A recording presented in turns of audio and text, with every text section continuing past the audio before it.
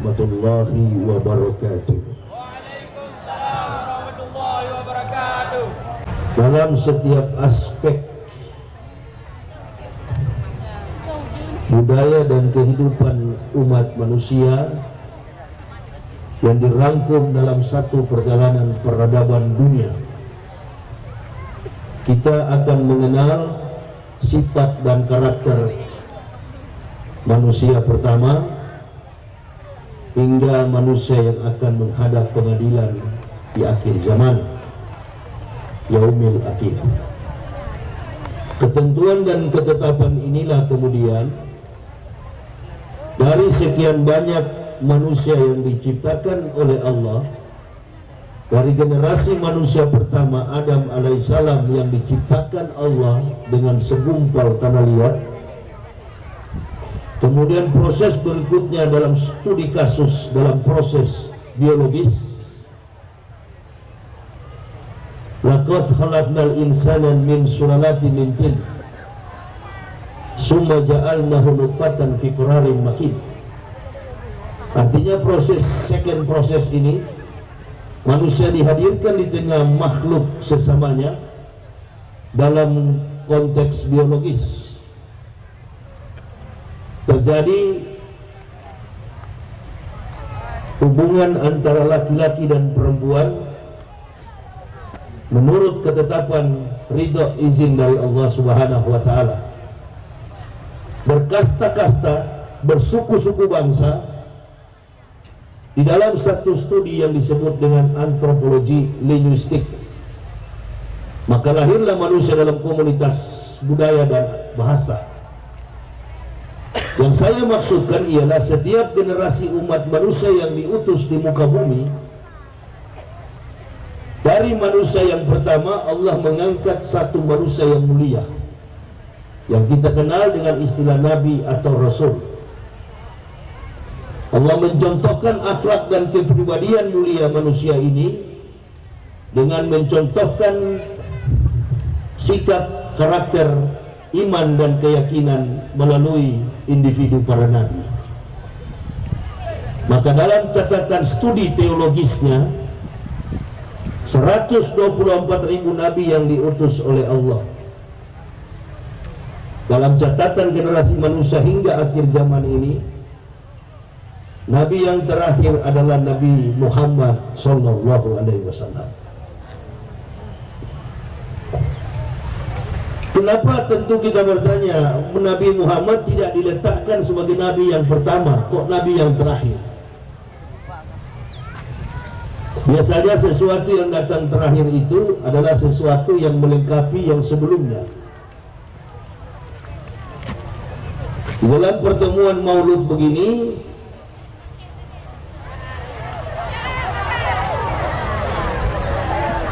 kita diperhadapkan dengan persoalan individu. Jadi tidak mengenal suku, tidak mengenal kelompok, tidak mengenal budaya.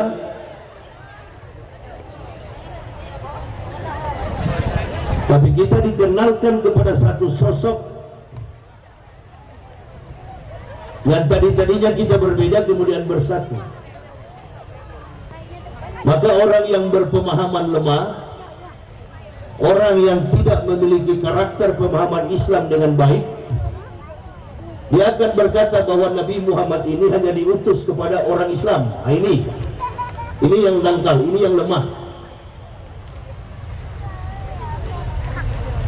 Lalu dari pendapat itu dia mulai membangun bahwa kalau bukan mengikuti sukunya, bukan mengikuti budayanya, bukan mengikuti hilafiahnya, bukan mengikuti ajarannya, berarti yang lain salah. Ini pemahaman sempit. Maka jangan heran tadi malam saya mendapat video di Banda Aceh orang ribut. Justru permasalahan yang paling krusial, yang paling riskan antara internal Muslim di tempat-tempat yang mayoritas begini. Hadis yang saya bacakan tadi, persoalan yang di Banda Aceh tadi malam justru ada dalam hadis itu. komparasinya, relevansinya adalah kehadiran Nabi Muhammad. Dia bukan Nabi yang diperuntukkan kepada satu suku Arab, kepada bangsa Arab, kepada orang Arab. Wa ma arsalnaka illa rahmatan lil alamin. Bahwa Nabi Muhammad itu diutus oleh Allah, sifatnya sama dengan Al-Quran, hudal linas, bagi seluruh umat manusia. Nah, kalau pemahaman ini dalam benak, mindset, pikiran dan hati kita tertanam, maka segala bentuk perselisihan antara sesama muslim, baik dari sudut pandang problematika khilafiyah, mazhab, Islam akan menjadi bagus. Ibu bapak, jangan mengidentikan bahwa orang yang dari kafir itu orang yang lemah. Saya paling depan menantang itu. Kalau ada yang mengatakan, oh ini kan Yahya ini kan bekas kafir, lemah. Sorry. Justru ibu bapak dan saya nanti kita uji siapa kita yang mualaf. Dari sambutan Pak Camat saja tadi sudah mulai memicu asap. Tenang saja Pak Camat, tidak usah lagi singgung politik karena cebong dan kampret sudah selesai Pak. Dan Bapak orang Aceh masa tidak tahu kultur Aceh? Di Aceh ini tidak mengenal cebong dan kampret. Di Aceh ini yang dikenal adalah persatuan di bawah garis ketetapan ulama, MPU. Kemana langkah ulama, ke situ masyarakatnya. Saya kasih contoh. Lama saja sedikit Bapak. Andaikan saya berhalangan, tadi kan sudah kosong di tengah sini Pak. Sudah, jangan ketawa, dengar saja. Tadi sudah kosong di lapangan, datang si makhluk yang bekas kafir duduk, baru dia terkumpul. Ini yang duduk ini bukan ulama padahal, bukan pejabat. Hanyalah kasihan manusia kafir, ampasnya kafir yang Allah berikan hidayah. Hati-hati dan hati-hatilah kita. Ini maulud ini adalah detektor untuk memperbaiki, mendeteksi kemampuan pikiran dan hati kita. Makanya Nabi Muhammad itu dikenal sebagai Nabi yang tidak hanya oleh orang Islam. Nabi Muhammad ini kalau kita berselawat kepada beliau, bukan beliau yang suruh, kita yang berkewajiban. Allah dan malaikat saja bersolawat kepada Nabi. Allah dan malaikat saja bersolawat kepada Nabi. Orang-orang kafir memuji Nabi Muhammad. Tapi mohon maaf, beribu maaf, al-islamu mahjubun bil muslimin. Justru kita yang dari Islam kadang-kadang melunturkan wibawa Muhammad. Contoh, sudah jadi pejabat ditangkap KPK, sudah jadi pejabat berkhianat kepada masyarakat, lunturlah wibawa Nabi Muhammad. Orang yang mau masuk Islam ragu. Kafir punya kesempatan untuk menyalah-nyalahkan Nabi kita Muhammad, padahal mereka tidak tahu Nabi Muhammad ini juga dihadirkan untuk mereka. Arsalnaka ila rahmatan lil alamin. Nah itu kalau pendapat manusia yang luas pemahaman Islamnya. Jangan dikapling-kapling. Makanya jangan heran kalau orang kafir menganggap Islam ini produk dari Arab. Bukan. Orang Arab sendiri saja banyak yang tidak Islami. Betul apa betul? Betul apa betul? Di Manado banyak orang Arab. Di kampung Arab masih minum cap tikus ada. Di kampung saya Manado. Tapi dia dihadirkan untuk memperbaiki akhlak, memperbaiki moralitas kita. Jadi urusan maulud nggak ada urusan politik. Urusan maulud nggak ada urusan finansial. Urusan maulud adalah urusan perbaikan akhlak dan moral manusia. Laqad kana lakum Rasulillahi uswatun hasanatun liman kana yarjulu wal yaumal akhir wa zakarallaha katsiran.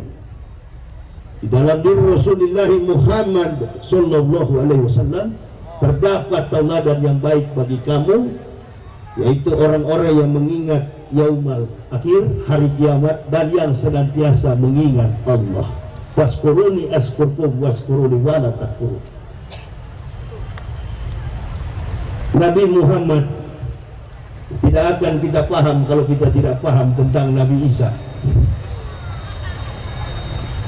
Nabi satu-satunya di dalam Al-Quran yang mengatakan akan datang Nabi Muhammad sallallahu alaihi wasallam adalah Isa alaihissalam.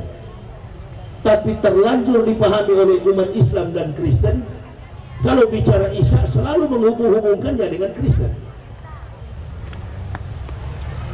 Agama Nabi Isa itu adalah agama Tauhid, yang mengatakan hari ini yang kita peringati Muhammad min ba'di ismuhu Ahmad adalah Nabi Isa. Wa idzqala Isa ibnu Maryam ya bani Israila inni rasulillahi ilaikum musaddiqalimah baina yadaya minat taurati wa muwassisiran bi rasulil ya'ti min ba'di ismuhu Ahmad. Quran surah As-Saff surat 61 ayat yang ke-6. Ingatlah wa idzqala Isa ibnu Maryam, ketika Isa anak Maryam berkata, wahai Bani Israel, aku adalah Rasul Allah yang diutus di tengah-tengah kamu untuk menggenapkan kitab sebelum aku, yakni Taurat. Tapi akan datang seorang Rasul yang bernama Ahmad, Nabi kita Muhammad sallallahu alaihi wasallam. Pada waktu itu Nabi Muhammad belum datang, karena jarak antara Nabi Isa dengan Nabi Muhammad itu 576 tahun. Nabi Isa dilahirkan 6 sebelum Masehi, Nabi Muhammad dilahirkan 20 April tahun 571. Pada peristiwa Abraham menyerang Ka'bah, sehingga tahun kelahiran, tanggal kelahiran, hari kelahiran Muhammad disebut dengan tahun gajah, karena kisah dan perjalanan historiknya bala tentara daripada Abraha pasukan kafirun ini menunggangi gajah untuk menghancurkan Ka'bah. Lahirlah Muhammad pada hari itu, Isnain 20 April 571. Belum datang Nabi Muhammad, jauh sebelumnya, 600 tahun sebelum datang beliau, Al-Masih sudah menyampaikan. Hati-hati kita di dalam memahami Islam ini. Jangan saya bicara tentang Al-Masih mulai curiga, ini kan bekas Kristen, jangan-jangan kita orang Aceh dibawa ke Kristen ini. Ya, iya ya. Ini kan Isa kan Kristen. Innalillahi. Siapa yang ajar Isa Kristen? Ini adalah kesepakatan ulama-ulama munafik dengan orientalis barat, termasuk yang duduk di tanah Aceh dulu, Snow Hugrons. Itu datang bukan sebagai ulama, bukan sebagai mu'alaf, bukan orang yang mendapat hidayah. Snow Hugrons itu adalah orang yang meneliti Islam, dipercaya oleh umat Islam, hampir murtad. Ini penting sekali untuk diketahui. Kalau bila perlu di setiap momentum maulud, baca Quran surah As-Saff itu. Supaya apa? Dampak luas secara teologis. Begitu datang orang memurtadkan umat Islam, langsung dikatakan, Isa Nabi kami, tidak sah iman Islam kalau tidak mengakui salah seorang Nabi, termasuk di dalamnya Isa alaihissalam.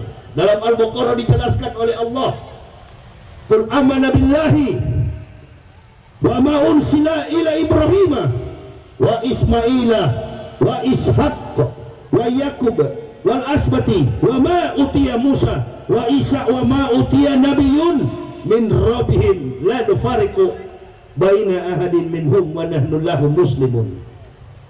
Katakanlah, qul amanu billah, Katakanlah kami beriman kepada Allah, wa ma unsila ila Ibrahim, dan apa yang diturunkan Allah kepada Ibrahim, wa Ismailah, dan kepada Ismail, wa Ishaq, dan kepada Ishaq, wa Yakub, dan kepada Yakub, wal asbati, dan 12 keturunan mereka, wa ma utiya Musa, dan kami beriman kepada apa yang diturunkan kepada Musa, wa Isa, dan kepada Isa,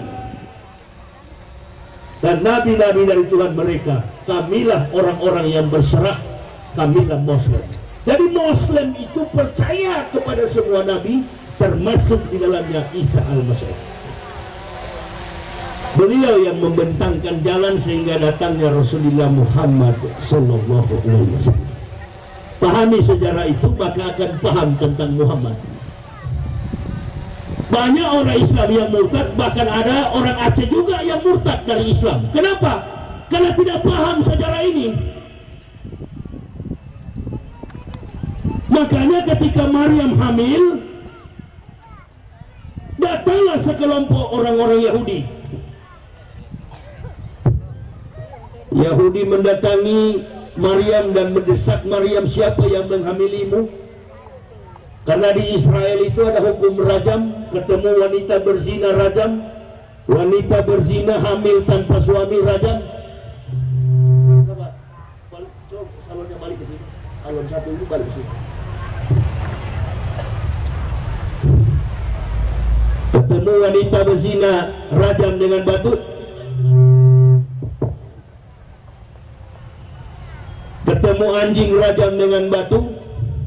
Ketemu orang kusta rajam dengan batu. Sampai hari ini hukum itu berlaku di Israel yang disebut dengan hukum rajam. Ibu bapak perlu ketahui, ada 3 agama besar di dunia. Yudaisme, agama Yahudi, Kristen, dan Islam, agama yang terakhir. Pemahaman umat Islam dan Kristen, kalau bicara Kristen, kitabnya Injil, itu sudah pasti. Jadi seolah-olah Isa dan Muhammad ini beda. Musa Yahudi, Kristen, Isa di Kristen, Muhammad di Islam. Ini pemahaman, kalau ibarat rumah, dari pondasi keislaman. Jangan berubah nggak ibu bapak? Pondasi kita memang selama ini salah dibangun.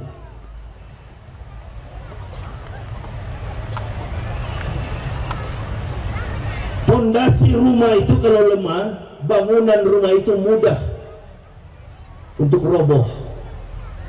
Ini kan kalau di Aceh begini, susah kristenisasi masuk. Kenapa? Karena kiri kanan masjid. Yang dikhawatirkan anak cucu kita merantau ke depan. Dia tinggal di Pulau Jawa, dia tinggal di Kalimantan, dia tinggal di Sulawesi. Identitas yang dia bawa dari Aceh Islam, dia merantau ke Eropa, dia merantau ke Amerika. Pulang ke sini bukan Islam yang dia bawa. Dan ini sudah terjadi. Ini sudah terjadi di mana-mana. Jadi jangan ibu bapak bilang saya kuat. Di momen Maulud inilah kita saling mengingatkan. Lebih baik saya miskin melarat, tidak punya apa-apa, tapi saya beragama Islam. Karena kita semua akan menghadap Allah. Ini berkah yang Allah turunkan melalui kehadiran Nabi Muhammad sallallahu alaihi wasallam. Gagal semua nabi. 124.000 nabi yang diutus Allah, hanya satu yang berhasil, Muhammad sallallahu alaihi wasallam. 123.000 nabi ini gagal, nggak berhasil menuntun manusia. Nabi yang terakhir gagal, Nabi Isa alaihissalam. Pengikutnya cuma 12 orang. 8-nya disalib di Yerusalem, 4-nya lari ke dalam gua, ditidurkan oleh Allah 309 tahun, bebas dari dalam gua bersama seekor anjing. Terbitlah kitab dalam kitab Al-Quran disebut dengan Ashabul Kahfi. Ini sejarah. Makanya Maryam ini pada waktu mengandung didesak oleh Yahudi, siapa yang menghamilimu? Tidak ada laki-laki yang pernah mendekati aku, kata Maryam. Dan dalam sejarah syair kitab Yahudi Torah Nebi'im Ketubim, atau yang dipakai agama Yudaisme sekarang ini namanya Tenak. Kitab orang Yahudi namanya Tenak, Talmud. Kitab orang Kristen namanya Perjanjian Baru, dan kitab orang Islam itu namanya Al-Quran. Kama arsalna fikum rasulam minkum yatlu alaikum ayatina wa yuzakkikum wa yu'allimukumul kitab wal hikmat wa yu'allimukum ma lam takunu ta'lamun.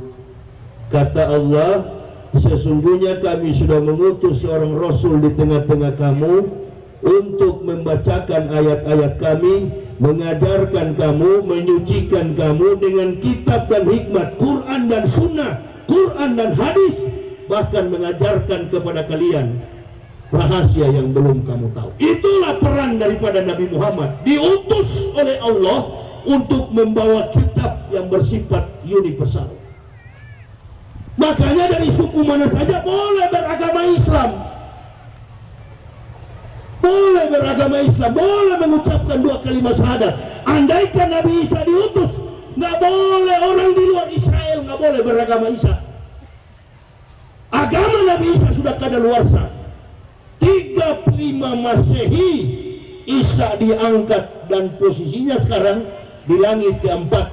Dengar para ulama, ketika Isra dan Mi'raj, langit pertama Rasul berjumpa dengan Idris, langit kedua berjumpa Soleh, langit ketiga berjumpa dengan Nabi Adam, di langit keempat bertemu Yahya dan Isa, langit kelima berjumpa Harun, langit keenam berjumpa dengan Musa, langit ketujuh bertemu dengan Ibrahim alaihissalam yang bersandar pada masjid Baitul Maqmur, tempat para malaikat menjalankan sholatnya.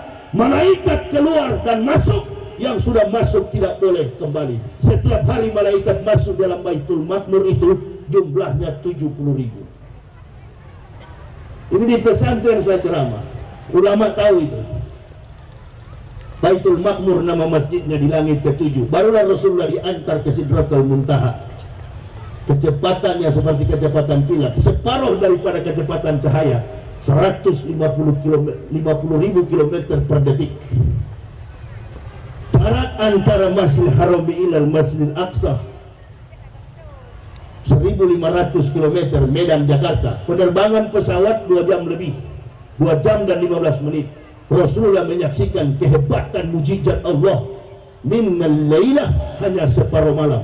Dalam hukum relativisasi Albert Einstein, secara matematik fisika, Rasulullah menempuh perjalanan mencapai separuh 6 jam dalam semalam. Minnal lailah, separuh malam, dikalikan 1.500 per 100 dalam hukum fisika, maka jarak tempuh Rasulullah sampai ke Sidratul Muntaha 6.772.338.000 km per detik.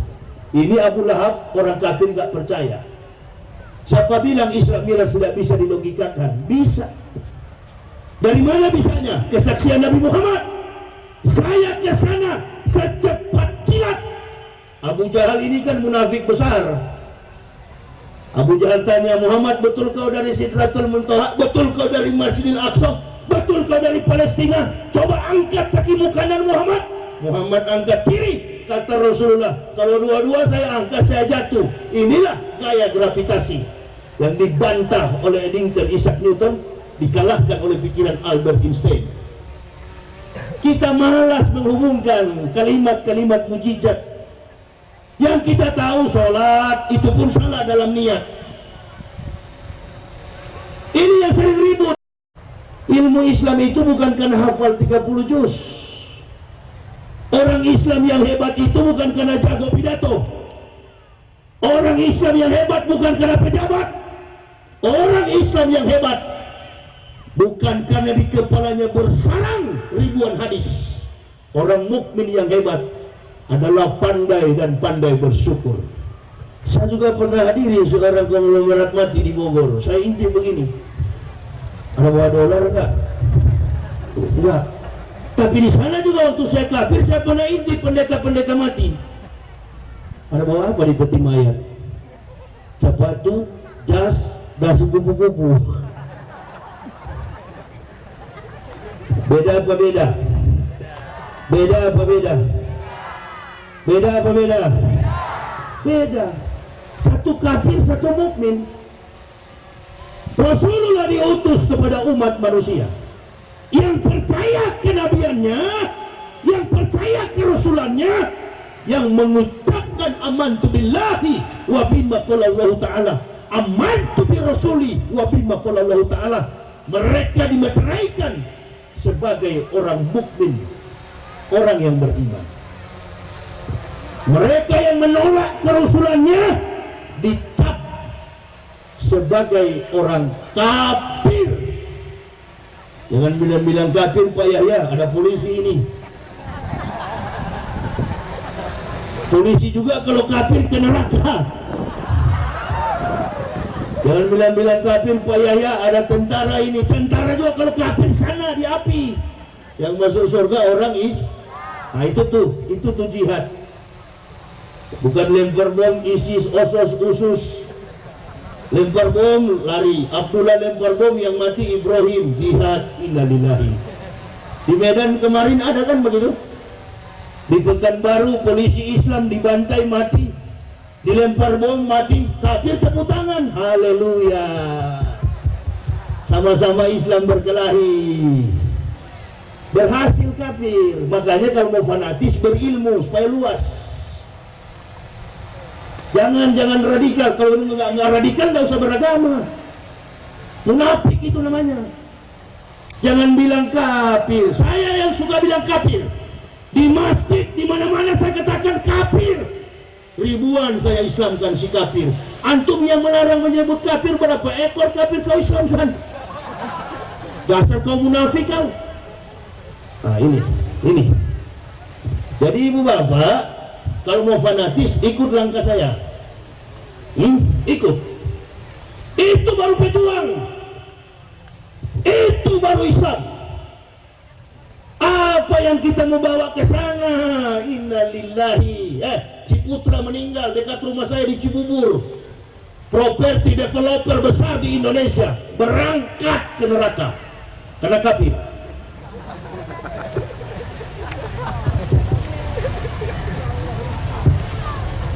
Meninggal dunia tukang beca, ditanya KTP. Kata malaikat di sana kan malaikatnya kalau orang Aceh meninggal diinterogasi sama malaikat Aceh. Nama Mursyid Abdullah. Asal Lok Sumawe, Samtalira Bayu. KTP periksa. Akan diperiksa nih KTP. Begitu diperiksa Aceh, malaikat yang sambut Aceh, kakek Muslim kabel masuk. Karena di Aceh tak ada kabel masuk. Masuk surga. Belum boleh masuk. Dipanggil oleh Ridwan. Sini. Angkat kaki sebelah, ukur kaki celana berapa panjang. Kaki celana diukur, jenggot pun diukur. Hati-hati.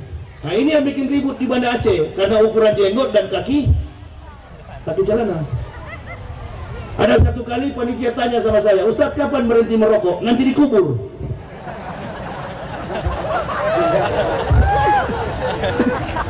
Kalau saya ceramah begini nggak usah munafik, silakan merokok. Munafik itu justru bahaya lebih daripada merokok. Silakan mainkan terus. Kalau di masjid jangan.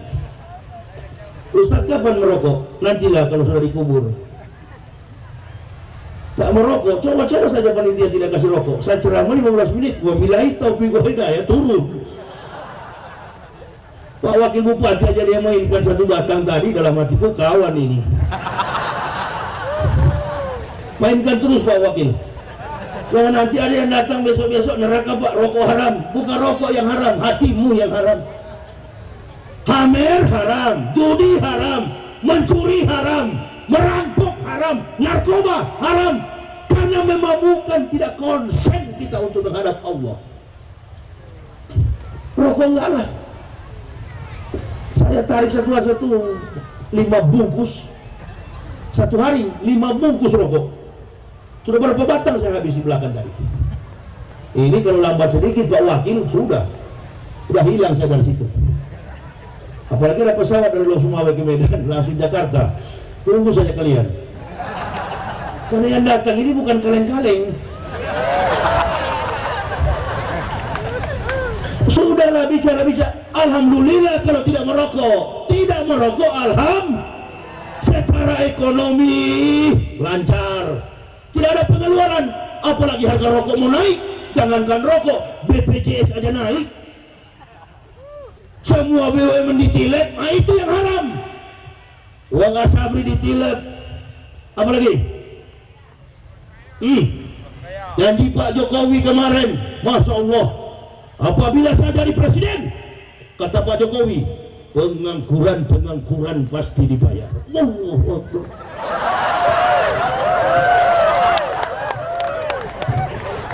Ini bukan cebong kampret ya, sudah selesai itu, sudah habis. Apabila saya dan raja yang di samping juga ikut-ikutan. Udah raja udah lempar handuk sekarang. Kalau atlet petinju sudah lempar handuk, udah pakai jas.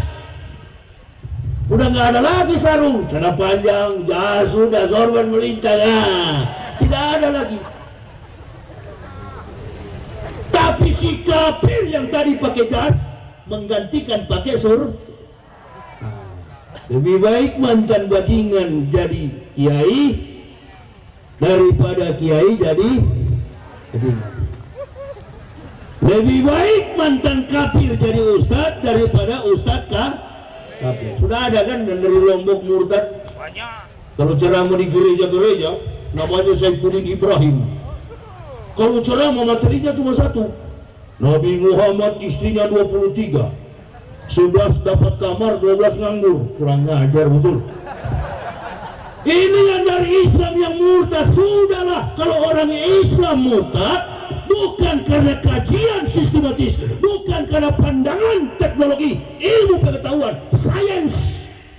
Penelitian mereka selalu berpusat pada isi perut. Kalau bukan karena Indomie satu bungkus, beras satu liter, kelepak, murtad.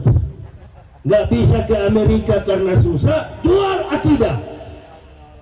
Nggak bisa ke Inggris karena susah, miskin, tidak sabar dengan kesusahan, jual akidah.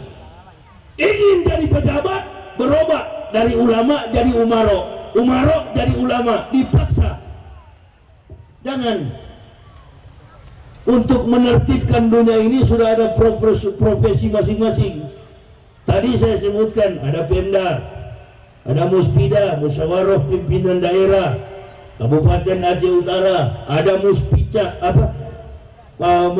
Musyawarah Pimpinan Kecamatan, Muspikah, ada kepolisian, ada militer, ada ulama.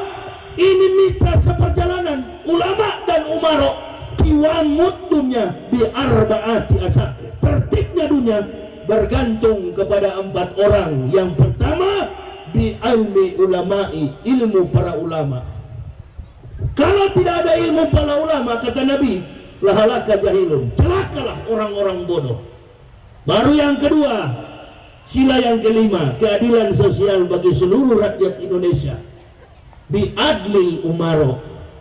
Qul amarah rabbi bil qis wa aqimu wujuhakum inda kulli masjidin wad'uh mukhlisina lahuddin kama ba'da'akum ta'udun. Adil, pemerintah yang adil. Adil kepada siapa? Adil kepada mayoritas. Mau tahu kenapa Cina berani ganggu Indonesia sekarang? Mau tahu? Saya mau jawab. Cina dari dulu berani ganggu. Nggak berani Cina ganggu Indonesia. Sekarang Cina berani ganggu Indonesia. Dia duduk di batas zona eksklusif. Dia duduk di Natuna. Sampai sekarang belum bisa diusir. Yang mengusirnya apa? Bukan marinir kita hanya memberi peringatan, warning, mundur. Profesor Pancasila ngomong di TV. Kami sudah mengerahkan 200 lebih nelayan untuk melaut. Siapa lagi yang diperalat? Umat karena di Kepulauan Riau itu pernah saya ceramah 8 jam dari Natuna menuju ke Pulau Midai, Pak Wakil Bupati. Di Laut Midai itu sudah banyak kapal Vietnam, Thailand, Cina, Jepun, banyak sekali di depan itu. Kalau dikisahkan tadi bahwa Bayu ini pernah terjadi pergolakan, pertarungan, pertempuran, dan banyak ulama yang gugur-gugur di sini. Sekarang kita tidak menghadapi perang fisik, yang kita hadapi adalah perang intelektual. Serahkan kepada polisi, serahkan kepada militer, biadlil umaro, biar mereka yang mengurus negara ini. Ciptakan generasi yang kecil-kecil begini, apalagi ini di pesantren. Di pesantren begini ciptakan di momen maulud, masyarakat, remaja masjid, anak-anak santri-santriwati yang kemudian hadir sebagai generasi yang rohbani. Aceh merupakan pertanggungjawaban yang besar terhadap Islam di Indonesia. Kenapa? Kalau Islam di Indonesia dia terpuruk, beban moral yang paling besar di pundak masyarakat Aceh. Kok begitu? Bukan di Jawa, bukan. Karena pertama kali Islam datang di Indonesia dari Aceh. Ditambah lagi dengan ustadz-ustadz yang sudah malas berdakwah. Kalau mau turun berdakwah harus melalui manajemen. Imanuhum fi amplopihim. Makanya saya senang kalau orang Aceh undang. Oh, kalau orang Aceh undang nggak ada kata nggak mampu. Saya nggak percaya kalau orang Aceh nggak mampu. Hah? Yang datang bukan kaleng-kaleng. Payung dihiasi, masya Allah, panas terik, nggak apa-apa. Daripada kita panas di neraka, bu. Ayo, sabar di situ. Nggak lama saya 3 jam lagi. Saya pun nggak tahan panas sebenarnya, bu. Makanya masuk Islam. Jadi kalau ente mau tanya kenapa Ustadz masuk Islam, nggak tahan panas, begitu. Ini yang saya takut-takuti dari tadi. Kalau sudah kepanasan begini nggak tahan saya. Jadi saya percepat saja di materi. Biadlil umaro, adilnya pemerintah. Kok nggak adil Ustaz? Ya memang nggak adil. Kalau adil nggak begini. Musibah di mana-mana terjadi. Banjir di Jakarta, mahasabah, min musibatin illa biidnillah wa ma yu'min billahi yahdi qalbu wallahu bikulli syai'in alim. Tidak ada musibah menimpa kepada individu, kelompok, daerah, desa, kecamatan, kabupaten, kota, provinsi, negara kecuali dengan izin Allah. Jadi banjir di Jakarta jangan salahkan Anies Baswedan. Jangan disalahkan Anies Baswedan. Saya mau jawab, banjir di Jakarta, musibah di Indonesia. Kenapa? Karena di momen Maulud kiai-kiai membawa, ustadz-ustadz membawa santri-santrinya masuk gereja, bersolawat di gereja. Nah itu yang bikin banjir. Sorban 20 ini kalau itu dalam gereja. Toleransi katanya. Toleransi, bukan toleransi. Amplop yang kau cari, amplopnya kafir. Mati kau, mampu sama-sama kafir kau. Lebih baik mati lapar saya daripada memakan harta kafir. Makanya kalau Aceh undang senang saya, nggak mungkin harta dari kafir. Tidak ada kafir.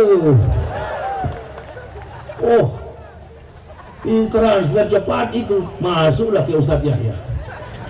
Begitu masuk, nggak mau naik tiket ekonomi. Ustadz bagaimana? Bisnis.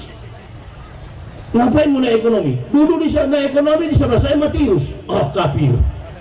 Dia cerita nanti, tuh Yahya masuk Islam. Dulu naik kelas, sekarang dia naik ekonomi. Agama lagi jadi rendah. Bukan soal saya, agama jadi rendah. Ustadz bisnis paling depan. Di bandara, di mana-mana, saya pilih Ustaz, saya tinggal capek saya. Tadi pun tinggal saya batasi. Saya pikir-pikir dakwah begini keras di mana-mana di YouTube, saya kira orang benci, sayang orang.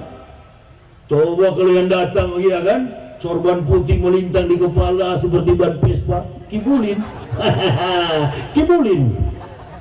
Nah, aku mau balik masuk gereja. Ini yang bikin musibah, Pak Wakil Bupati. Ini yang bikin musibah. Kalau di Aceh nggak jadi masalah, nggak ada kafir. Cuma ini persoalannya sesama Muslim. Datang 1-2 orang mengerti hadis, pulang dari Makkah dan Madinah 2-3 tahun, tahu balago Arabik, ditipu kita dengan bahasa Arab. Tidak apa-apa, bahasa Arab itu orang Arab belum tentu paham Islam, belum tentu. Tidak semua orang Arab beragama Islam. Ada juga yang kafir di Arab sana, beragama Kristen, Mesir, Koptik. Nah, jadi kita jangan melihat itu. Lihatlah ulama-ulama yang ada di tempat. Saya datang ke sini habis ceramah, Ustaz, ayo kita berkunjung silaturahmi. Kemana? Kuburan Syekh Maliku Saleh, ulama besar Aceh. Pergi ke sana silaturahmi. Kenapa? Karena saya tidak pernah menganggap Syekh Maliku Saleh ini meninggal. Al-mu'minuna la ya'mutuna bal yunqalun. Orang mukmin tidak pernah mati, tapi pulang kampung. Bukan menyembah kubur.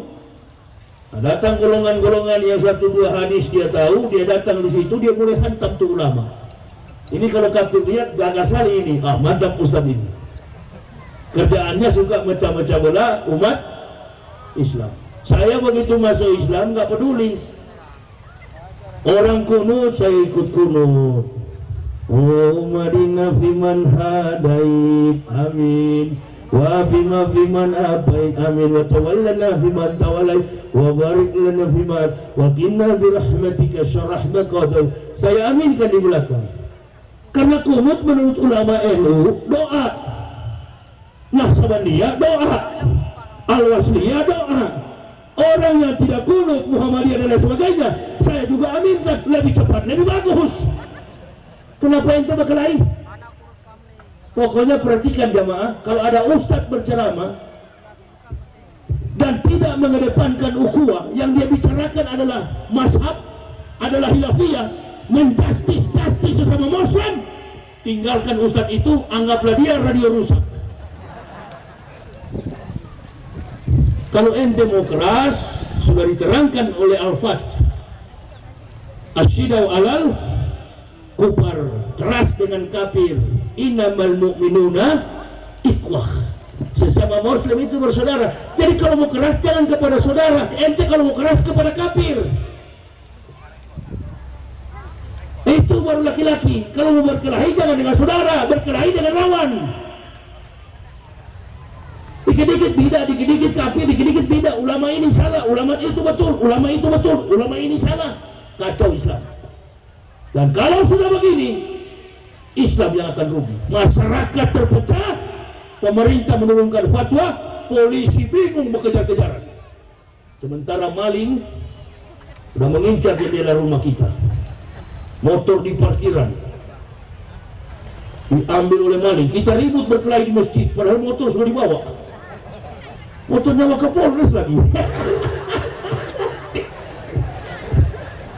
Ya berhentilah. Surga yang bagaimana kita mau cari? Surga yang bagaimana? Saya bilang sama istri saya, anak saya, kita masuk Islam gak usah ambisi masuk surga. Surga tidak bisa diambisikan.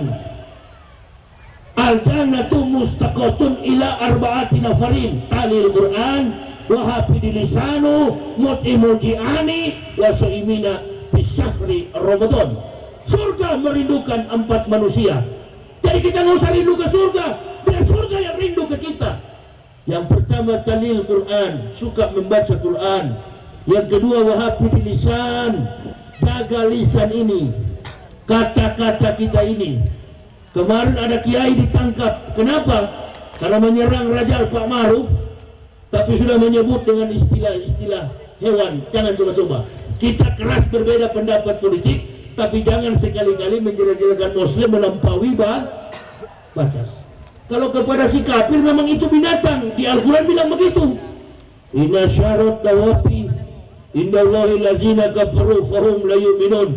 Sesungguhnya kata Allah, binatang makhluk yang paling buruk di sisi Allah adalah orang-orang kafir. Maksudnya begini, saya dulu binatang, sekarang masuk Islam jadi orang Islam yang murtad dari manusia jadi, nah itu binatang yang murtad. supaya yang rencana mau jadi binatang nggak jadi siang ini ya. Gitu. Begitu. Kalau mau keras-keras betul-betul keras. Gak sembarang main-main. Bang keras ini sudah keras sama Muslim. Pengajian 10 orang.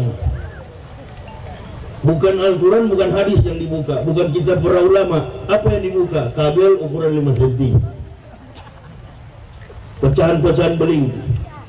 Begitu orang lewat, awas ada yang lewat, sembunyi. Pengajian. Yang dikaji adalah ukuran kabel, bom molotov. Datang di masjid, datang di Polres, mulai tanya-tanya di mana rumah Pak Anhar Wakapolres ini. Kenapa? Kita lempar bom di situ. Ini kajian teroris.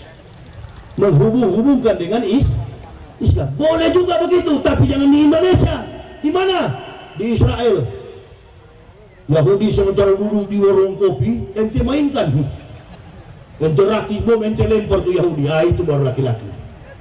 Di Indonesia nggak usah. Hanya merusak Islam. Begitu melakukan kejahatan, Islam terbawa-bawa.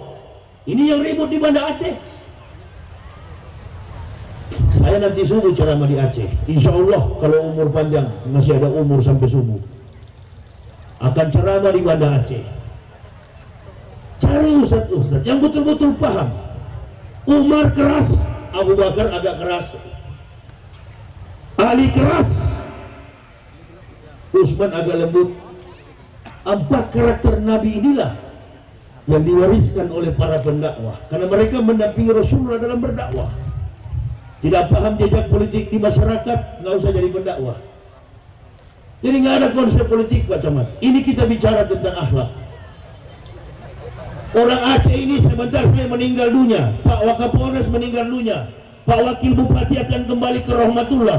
Kita semua akan ke sana. Anak cucu kita yang kecil-kecil. Apakah Aceh ini tetap Nanggro Darussalam 20-30 tahun ke depan? Apakah Aceh tetap Nanggro Aceh Darussalam? Apakah Aceh masih dalam keadaan provinsi yang diberkahi oleh Allah, baldatun thayyibatun wa rabbun ghafur? Melihat kehidupan masyarakat kita, bahkan Pak Wakapolres bilang tadi, Ustaz, narkoba berton-ton masuk di Aceh. Hati-hati, hancurkan Islam pakai orang Islam. Itu konsep kafir dari dulu. Konsep kafir, hancurkan Islam pakai orang Islam. Nah kalau sudah ribut-ribut begitu, sudahlah, kita pulang pengajian ini yang biasa pakai gamis silakan, ibu-ibu yang pakai cadar mainkan ya. Nah, cuma kalau mau melamar diupayakan jangan pakai cadar Bu. Nah sudah ada kejadian di situ Mondo. Begitu tiba malam pengantin, ayolah manis. Nah, ini malam pengantin Bu. Begitu dipegang, jangan Mas. Kenapa tunduk? Ini aku lagi datang bintang. Oh ya, sabar. Oh Islam kan sabar. Nunggu 14 hari, haidnya belum berhenti-berhenti. Diminta sama laki-laki nggak dikasih juga. Dipaksa sama yang laki-laki. Ini suamimu, kau istriku, buka. Dipaksa buka. Allahu Akbar, ternyata batang dengan batang, bencong rumah-rumahnya. Oh maaf ya, karena waktu melamar kan diinterview sama Mata Najwa, diinterview sama Metro Tipu. Ditanya kenapa nggak tahu Mas? Bukan nggak tahu loh Pak. Waktu melamar itu dia pakai cadar. Oh iya ya. Oh. Jadi rupa-rupanya kena pakai cadar, makanya tidak kelihatan kalau dia laki-laki. Nah ini hati-hati. Makanya kalau pemerintah katakan di kantor buka dulu cadar, nggak apa-apa, mengalah saja dulu 8 jam, kata Pak Parosi, Menteri Agama. Saya bukan Menteri Agama Islam, saya Menteri Agama Republik Indonesia. Siapa juga yang mau suruh kau mengaku? Mulai dari atas sampai ke bawah bahasanya politik. Jangan pakai bahasa politik dalam mendidik akhlakul karimah umat. Pakailah bahasa-bahasa akhlakna. Masya Allah. Itu. Jangan pak. Sudah pemerintah berhenti. Pemerintah katakan jam 8 jam dinas, lepas cadar. Lepas cadarnya lepas. Nah, begitu pulang kantor pakai lagi. Waktu mau melamar jangan pakai cadar. Nah itu. Waktu mau melamar bu, dia pakai cadar, tutupkan begini. Namanya Amina. Begitu mau menikah, Masya Allah dibuka. Hancur baru-barunya. Ini ada baiknya juga pemerintah kira-kira begitu ya. Tapi kalau boleh saya sarankan, pemerintah stoplah urus-urus yang begitu, kaki celana, cingkrang, itu kan urusan dai. Saya sudah bilang berulang-ulang di ceramah saya di YouTube ada. Begitu orang Islam mati, meninggal dunia, wafat, kembali ke rahmatullah, 7 langkah malaikat datang, orang melayat pulang, datanglah makhluk mungkar dan nakir akan bertanya.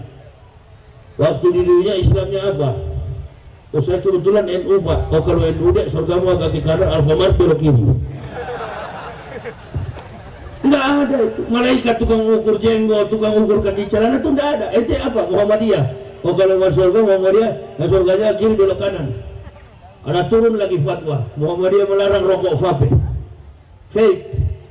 Sudahlah urus aja lah. Toto Santoso, Sunda Empire, karena nasionalitas berbangsa ini sudah kehilangan akal sehat. Masa orang-orang tiba-tiba mendirikan kerajaan. Besok juga saya panitia tanya, Ustaz di mana rumah Ustaz? Kemarin saya masih di Jakarta. Panitia Tabligh Akbar Isra Miraj bulan Maret bertamu ke rumah saya. Lagi nonton TV saya, yang nonton Sunda Empire, Sunda Empire. Begitu datang panitia saya, Ustaz minta alamat, saya kirim. Inilah keraton saya. Saya bilang istri saya, Dek, apa? Yuk kita bikin kerajaan. Kerajaan apa, Dek? Kerajaan apa, Pak? Kerajaan surga. Saya yang jadi raja, kamu jadi permaisuri. Tapi kita bukan naik kuda, naik apa? Naik angkot. Ini masyarakat kita memang kata Nabi, wa ahlu rustaki bil jahli. Orang kampung karena bodoh. Ikuti saja ulama, ikuti saja pemerintah. Mana yang versinya pemerintah, mana versi ulama. Ulama tetap ulama, pemerintah tetap pemerintah. Jangan dibolak-balik. Ulama mau jadi pemerintah, pemerintah mau jadi ulama. Supaya masyarakat ini tertib. Hati-hati kita. 10-20 tahun ke depan, jangan-jangan besok-besok pejabat-pejabat kita biar di Nanggro Aceh Darussalam sudah berubah. Kapolresnya sudah beragama Katolik, Dandimnya sudah beragama Hindu. Ini jangan ketawa, dari sekarang kita bersiap-siap. Pendakwa juga tidak usah ada interest lain, kepentingan lain kecuali kepentingan ukhuwah Islamiyah, tegaknya Islam di masa yang akan datang. Saya kalau masuk masjid disuruh jadi imam, saya tidak mau imam subuh, karena di situ ada kunut, ada juga tidak kunut. Saya nggak mau jadi provokator di situ. Selain panitia, kenapa Ustaz nggak mau jadi imam subuh? Nggak mau, saya paling suka imam zuhur atau asar, karena tidak bunyi cuma. Allahu Akbar. Satu kali di Padang, saya disuruh jadi imam zuhur, karena dia tahu saya bekas kafir. Dia bilang, Pak, kalau sholat zuhur ini cuma berdiri ya? Saya bilang, iya Yahudi. Karena yang suka coba-coba Nabi ini kan Yahudi dengan apa yang di Arab itu. Oh, Allah dengar doa saya, dikasih mendung. Kau yang tidak mampu menghafal Al-Quran, jangan disamakan dengan saya. Tidak bisa jadi ukuran orang baru masuk Islam dengan yang sudah lama. Kalau bicara dari latar belakang background kita, masyarakat Sumatera, masyarakat Sulawesi, masyarakat Kalimantan, masyarakat Riau, masyarakat Papua, seluruh provinsi yang ada di Indonesia, dalam kultur budaya kita, secara ilmu budaya dasar, nenek moyang kita dulu-dulunya bukan Islam, termasuk di Aceh. Nenek moyang kita sebelum datangnya orang-orang Arab, kaum Gujarat, sebelum diutusnya baginda Rasul Muhammad SAW, kita, nenek moyang kita adalah kafir. Jadi tidak usah, kau juga bekas kafir sebenarnya dari silsilah. Tapi sayangnya kau malas belajar Al-Quran, saya rajin, itu bedanya. Al-ilma bil kasab la bin nasab. Ilmu Islam dipelajari bukan karena nasab. Jangan ibu bapak bangga beragama Islam karena keturunan. Jangan. Banggalah beragama Islam karena syukur kepada Allah, suka menghafal Quran. Suruh sambung nggak bisa sambung, berarti nggak hafal. Kalau sudah hafal, konsumsikan itu, didik generasi kita. Anfusakum wa ahlikum naroh. Jaga dirimu dan keluargamu dari api neraka. Apa bentengnya? Bentengi keluarga kita dengan Al-Quran. Pagi-pagi usai kuliah subuh, sholat subuh, bapaknya ke rumah. Anak-anak belum pergi ke sekolah, belum ke kantor, bapaknya pancing duluan. Bismillahirrahmanirrahim. Alif Lam Mim. Dzalikal kitabu la raiba fihi hudan lil muttaqin. Ya, Pak. Istri.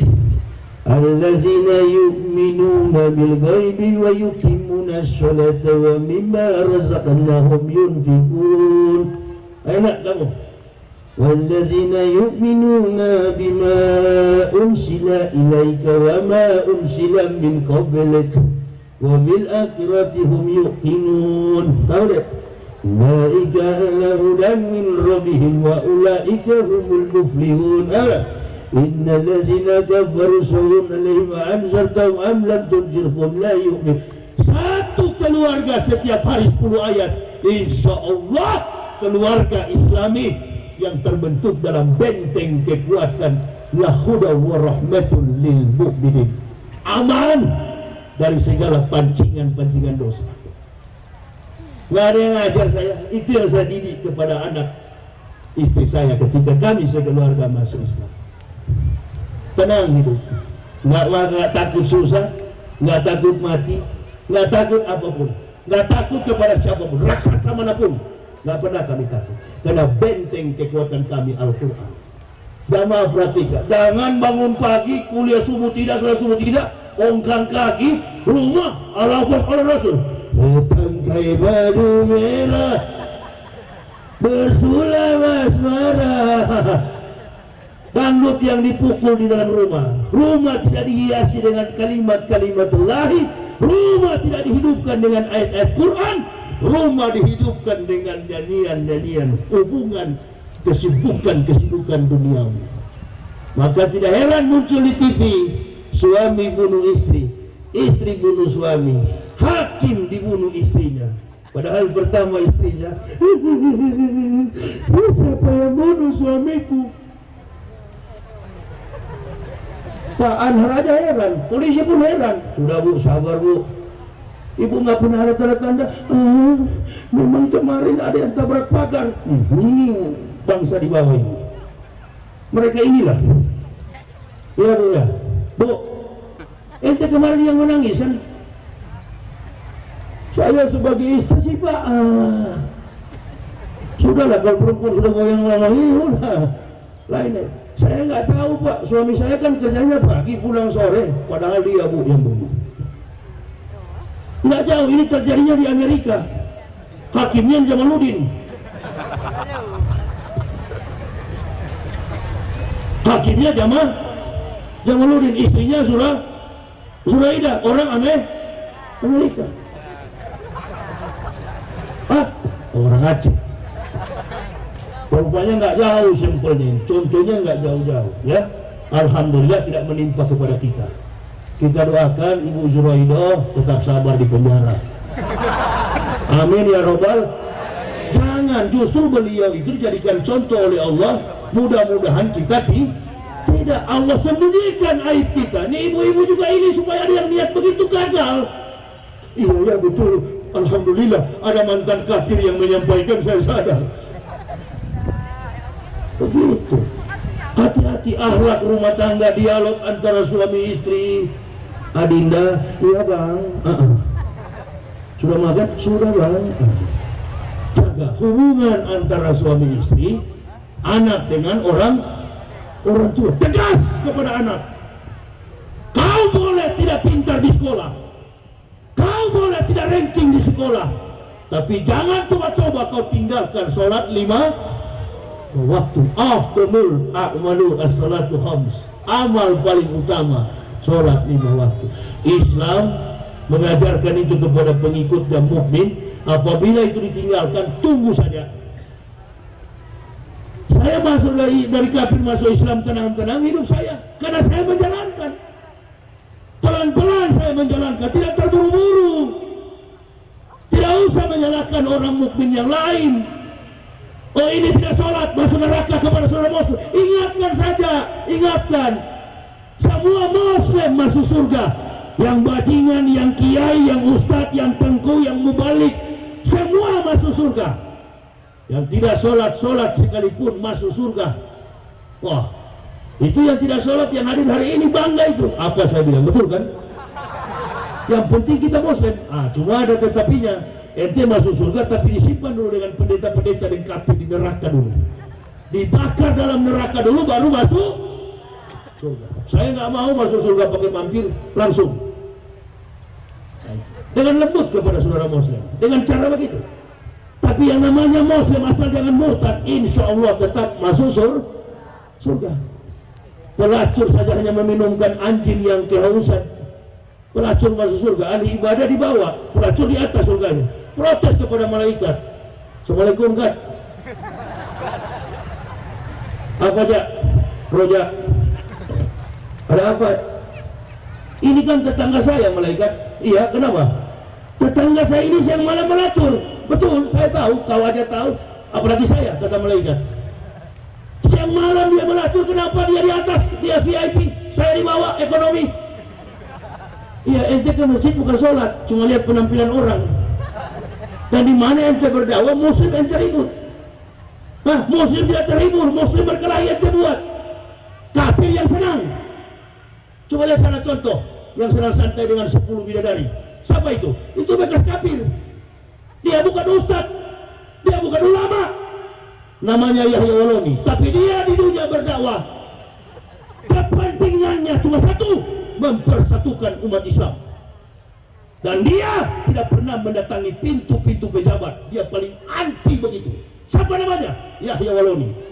Dia berkeliling Indonesia. Dotwatun fisabilillahi aurahatun khairun minad dunya wa ma fiha. Dia orangnya kalau ceramah, kata malaikat, habis ceramah asal ada kopi hitam. Oh iya ada. Sudah dia pulang.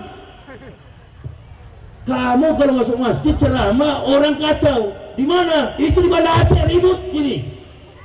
Rekam jejak digitalnya masih ada. Nah ini. Jadi yang jangan dianggap bahwa penceramah itu aman. Oh penceramah semua surganya paling tinggi. Tidak. Inamal a'malu binniyat. Diukur daripada niat kita.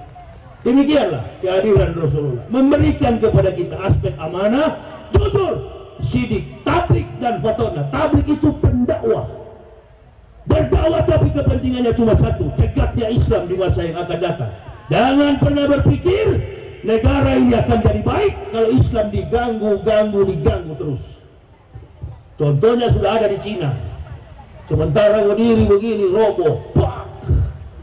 Orang tetangga saya kuliah di Cina, Arif, Ustaz, saya di camp ini bersembunyi. Kenapa bersembunyi?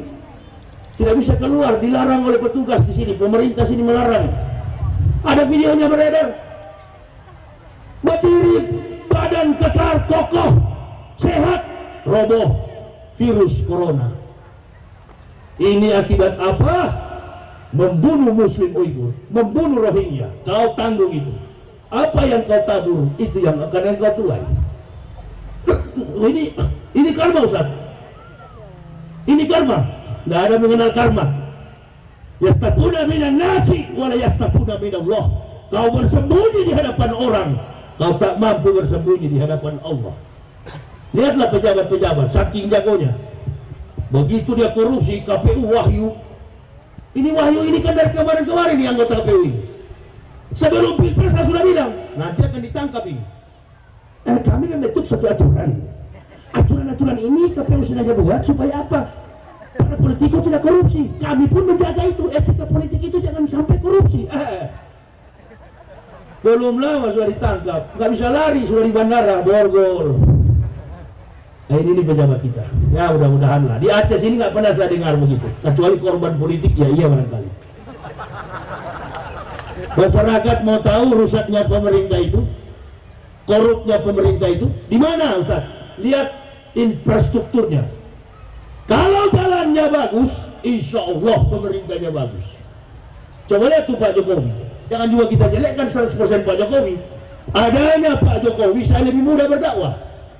Kemarin saya dari pelabuhan Merak menuju ke Palembang biasanya 17 jam. Saya tempuh hanya 5 jam karena sudah ada tol. Walaupun itu hutan, nggak apa-apa. Begitu juga dari Jakarta ke Surabaya, makan belasan jam, saya tempuh hanya 8 jam tembus Surabaya lewat tol Cipali. Ada kemudahan. Mau Jakarta ke Bandung, Cikampek sudah ada flyover, jembatan layang dibangun Pak Jokowi. Ada juga nilai positif, tapi memang negatifnya banyak sekali. Ya jangan usah puji begitu, tidak usah puji-puji lah. Yang positif kita puji, yang negatif kita libas. Dalam bahasa Aceh, to revive the truth, to bury the patient. Mengangkat kebenaran, mengumumkan kebenaran. Libas. Jangan minta-minta ada Pak Bupati. Alhamdulillah telah hadir bersama-sama kita. Pak Bupati ini orangnya baik sekali. Di Pekanbaru saya mau ceramah, dibisik-bisik sama kawan-kawan Ustadz ini. Kawan satu tinggal bisik terus. Nah, apa? Ini yang bawa Ustadz ini kan uang beliau. Oh gitu. Tolong Tat, ini kan ribuan jamaah. Ente sampaikan dah supaya dia jadi bupati. Oh siap, tenang. Saya istri saya marah-marah dari sorban sampai gamis. Lubang-lubang saya punya gamis ini karena asap rokok. Pak Bupati wakil pun begitu paling. Karena asap sudah asik merokok, dia tutup untung lubang baju. Coba gamis ceramah saya lubang-lubang, nggak apa-apa. Tapi jangan sampai juga hidayah saya lubang. Begitu saya ceramah dan saya libas.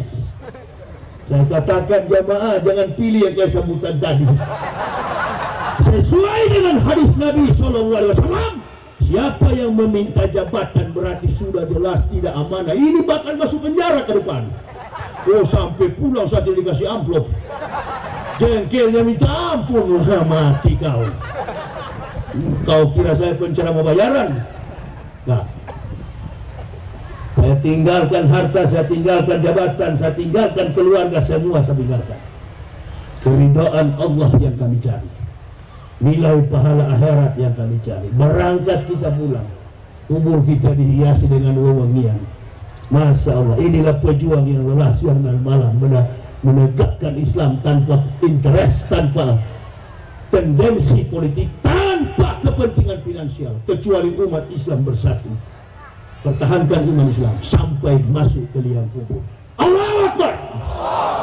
Sampai kita masuk ke liang kubur. Ya ayyuhalladzina amanu taqullaha haqqa tuqatih wa la tamutunna illa wa antum muslimun. Jangan mati kecuali dalam keadaan Islam. Jalankan saja, sholat di masjid, baju biar murah, nggak apa-apa. Yang biasa pakai celana silakan pakai celana. Yang biasa pakai sarung silakan, tapi kontrol kos lampu kalau duduk. Kontrol ji, awas ya jangan salah duduk. Kalau kos lampu 55 bagus, yang bahaya ini cap kupu-kupu agak berkilat. Ya, yang biasa pakai jeans silakan pakai jeans ya. Nggak usah kita baju ini salah, batik ini salah baju. Yang salah itu kalau antum sholat di belakang sini masih ada Jokowi Ma'ruf, Prabowo Sandi. Sudahlah, sudah bersatu kita sekarang. Tegakkan yang hak, berantas yang batil, hantam. Nggak usah main puji kita. Nggak usah. Kita tuntun bangsa ini, kita tuntun agama ini supaya tegak di masa akan datang. Amin ya Rabbal. Cina jadi berani karena Cina tahu kekuatan bangsa ini bergantung kepada mayoritas umat Islam. Cina sudah tahu kekuatan Islam ini sudah bergeser dari kedudukan istana. Sudah bergeser. Prabowo dihadirkan dalam menteri. Jangan kita utak-atik, biarkan saja patriotisme Prabowo. Dari muda memang dia pejuang, dia satria, rendah hati, tawadu. Dia masuk di pemerintahan satu tujuannya. Ini analisa politik saya, jangan Bapak Ibu ikut-ikutan. karena saya tidak mau ada pengikut. Dihadirkan Pak Jokowi Prabowo di dalam menunjukkan bahwa Indonesia baik-baik saja. Tunjukkan kepada dunia ini Indonesia baik-baik saja. Supaya apa? Investor masuk. Percayalah Pak Jokowi, kalau Islam tetap disingkirkan, Islam tetap dipinggirkan, investasi para investor, kemajuan ekonomi bangsa ini tidak akan tercapai. Adillah kepada kaum mayoritas. Kita berdoa supaya di kemudian hari pemerintah yang akan datang menjadi pemerintah yang amanah. Amin. Berpihak kepada mayoritas Aceh dan seluruh provinsi di Indonesia, negara kesatuan Republik Indonesia menjadi provinsi dan negara yang baldatun thayyibatun wa rabbun ghafur, di bawah sifat kenabian uswah hasanah Rasulullah Muhammad sallallahu alaihi wasallam. Saya sudahkan di sini karena awan sudah memberi sinyal start berhenti. Saya mau curah dulu. Hujan sudah mau turun, alhamdulillah. Dari panas-panas kita dihibur dengan dingin. Saya juga menghabiskan kopi ini, masih ada penuh 1 gelas. Akan lanjut istirahat, berangkat ke Banda Aceh. Mohon doa dari jamaah supaya kami tetap istiqomah, sehat dalam berdakwah menegakkan Islam. Terima kasih atas segala perhatiannya. Mohon maaf atas segala kekurangan kami. Usikum wa nafsi bitaqwallah. La ilaha illa huwa allallahi falyatawakkalul mu'minun. Wassalamun alaikum. Bismillahirrahmanirrahim. Alhamdulillahi rabbil alamin. Hamdan syakirin, hamdan na'imin, hamdan yuafi ni'amahu wa juga bimazidah. Ya Rabbana lakal hamdu kama yanbaghi li jalali wajhikal karimi sultani. Subhanaka la nuhsanan alaika anta kama asnait ala nafsika wa lakal hamdu hatta tarda. Allahumma habib ilaina al-iman wa zanyu fi qulubina wa kari ilaina al-kufra wal fusuq wal isyan wa ta'alna minar rasidin. Allahumma ighfir lil mu'minin wal mu'minat wal muslimin wal muslimat al-ahya'i minhum wal amwat innaka sami'un qaribun mujibun da'wat. Rabbana atina fid dunya hasanah wa fil akhirati hasanah wa qina azabannar. Subhana rabbika rabbil izzati amma yasifun wa salamun alal mursalin walhamdulillahi rabbil alamin. Terima kasih jamaah atas segala perhatiannya. Mohon maaf atas segala kekurangan kami. Usikum wa nafsi bitaqwallah. La ilaha illa huwa alallahi falyatawakkalul mu'minun. Assalamualaikum warahmatullahi wabarakatuh.